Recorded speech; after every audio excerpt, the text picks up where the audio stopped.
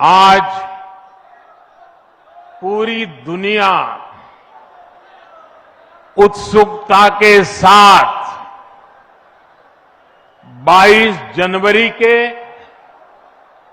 ऐतिहासिक क्षण का इंतजार कर रही है। ऐसे में अयोध्या वासियों में ये उत्साह, ये उमंग बहुत स्वाभाविक है। भारत की मिट्टी के कण कण और भारत के जन जन का मैं पुजारी हूं और मैं भी आपकी तरह उतना ही उत्सुक हूं। हम सभी का ये उत्साह, ये उमंग थोड़ी देर पहले अयोध्या की सड़कों पर भी पूरी तरह नजर आ रहा था। ऐसा लगता था कि पूरी अयोध्या नगरी ही सड़क पर उतर आई हो। इस प्यार, इस आशीर्वाद के लिए मैं आप सभी का हृदय से आभार व्यक्त करता हूं। मेरे साथ बोलिए, सियावर रामचंद्र की, सियावर रामचंद्र की, सियावर रामचंद्र की।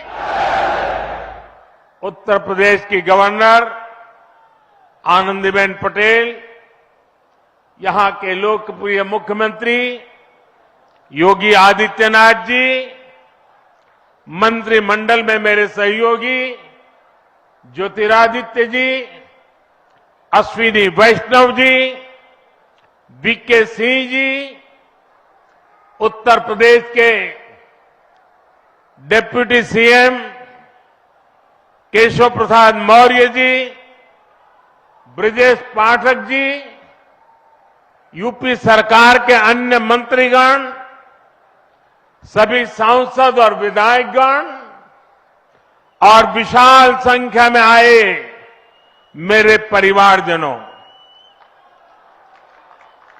देश के इतिहास में 30 दिसंबर की यह तारीख बहुत ही ऐतिहासिक रही है।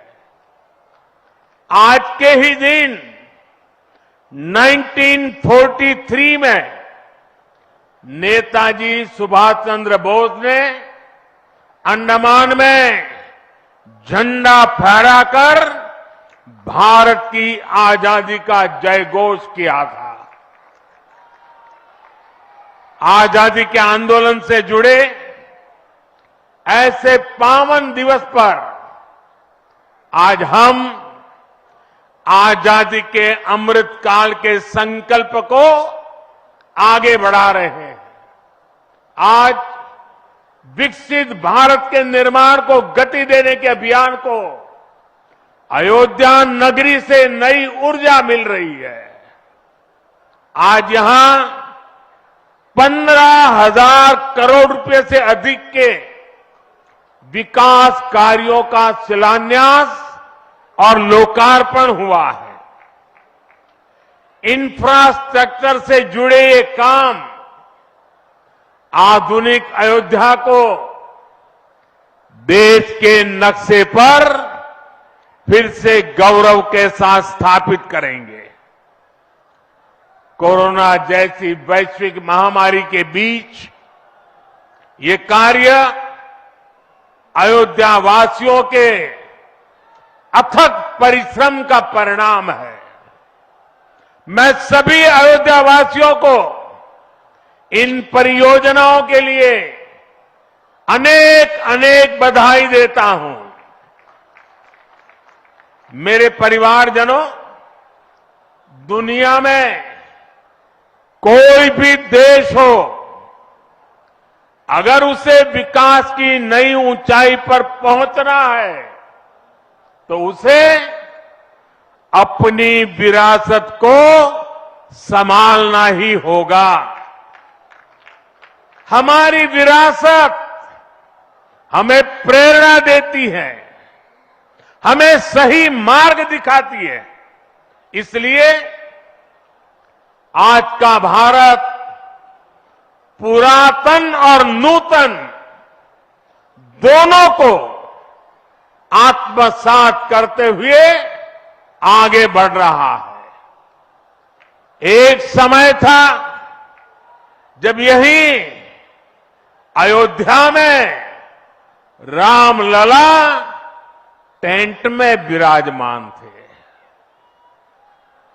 आज पक्का घर सिर्फ रामलला कोई नहीं, बल्कि पक्का घर देश के 4 करोड़ गरीबों को भी मिला है।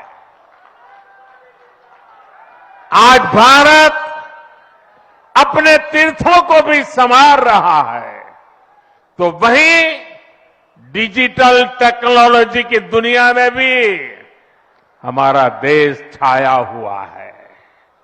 आज भारत काशी विश्वनाथ धाम के पुनर्निर्माण के साथ ही देश में 30,000 से ज्यादा पंचायत भवन भी बनवा रहा है।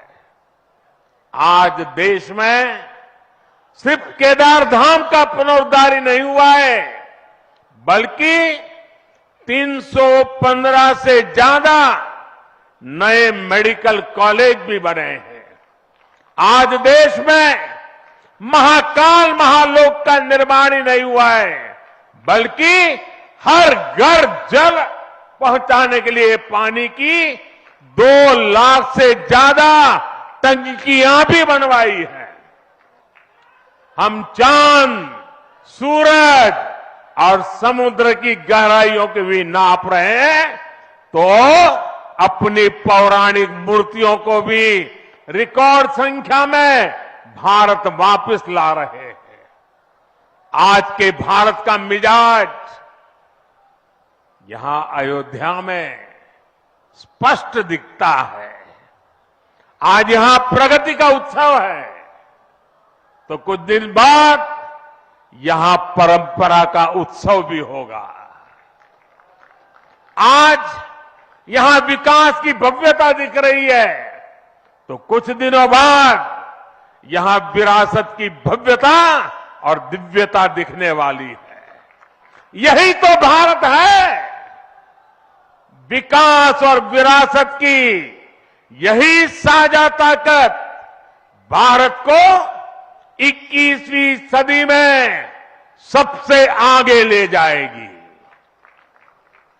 मेरे परिवारजनों, प्राचीन काल में अयोध्या नगरी कैसी थी, इसका वर्णन खुद महर्षि वाल्मीकि जी ने विस्तार से किया है।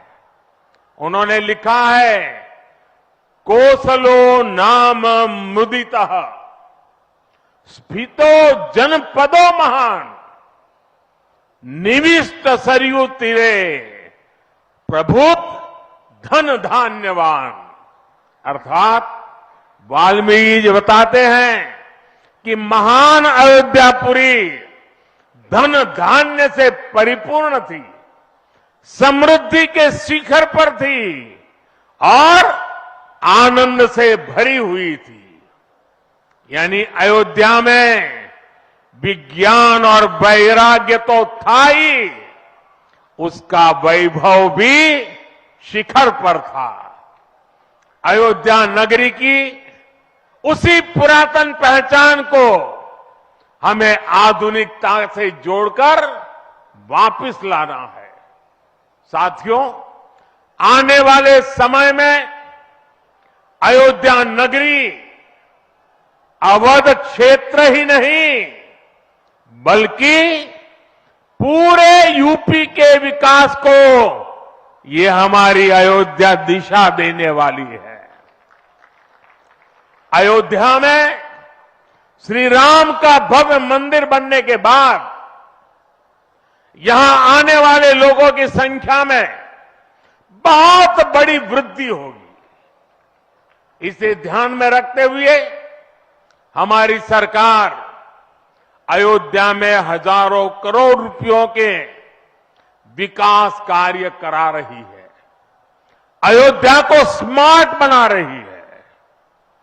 आज अयोध्या में सड़कों का चौड़ीकरण हो रहा है, नए फुटपाथ बन रहे हैं, आज अयोध्या में नए फ्लाईओवर बन रहे हैं, नए पुल बन रहे हैं। अयोध्या को आसपास के जिलों से जोड़ने के लिए भी यातायात के साधनों को सुधारा जा रहा है।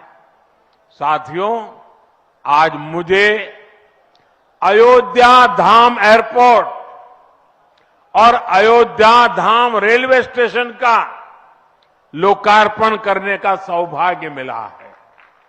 मुझे खुशी है कि अयोध्या एयरपोर्ट का नाम